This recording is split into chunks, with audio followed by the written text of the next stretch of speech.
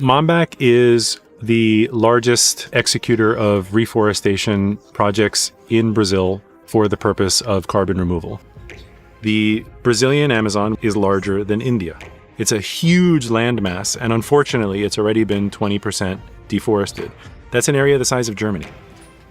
When we acquired this farm that we are standing on right now, this farm is half of the size of Manhattan. It's a 3,000 hectare farm.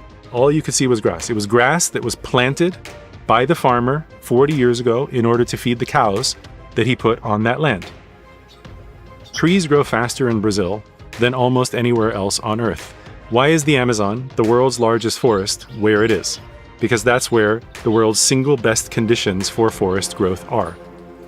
Some trees are 10 meters tall, some trees are 2 meters tall. Talk to me about the different trees that you've put into this forest.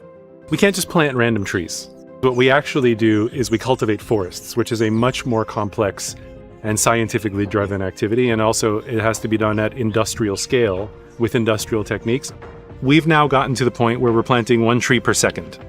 We're very fortunate that in Brazil, we actually happen to have the world's largest and most sophisticated commercial forestry industry.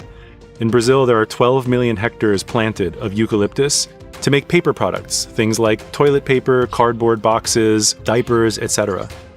One of the reasons that the traditional forestry industry that uses eucalyptus monocultures has become so large is because of genetic improvement. Over the last 50 years, they have used techniques to make eucalyptus trees that grow 4 times faster. This has never been done with native Brazilian trees, native Amazonian trees. The major challenge here, the different challenge, is that we are trying to improve many species at the same time. So instead of focusing on one eucalyptus, you have 40 trees that you're working on. Tell me about how you make the decision for each individual seedling that becomes each individual tree that becomes one large forest.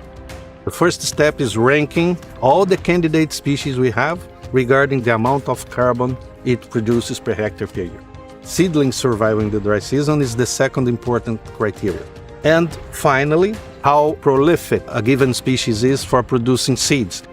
What sounds amazing to me is not only are you planting new forests, you're using seeds from the Amazon to optimize Amazonian trees to plant where the Amazon used to be.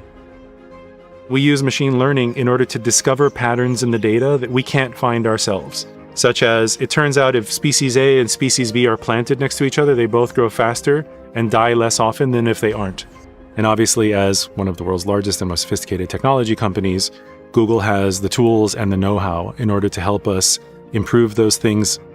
In 50 years, we're going to be able to come back here and we're going to be able to see those trees, just absolutely gigantic. And we're going to know that once we're gone, they're going to continue to live on for another 300 to 400 years, carrying on our legacies.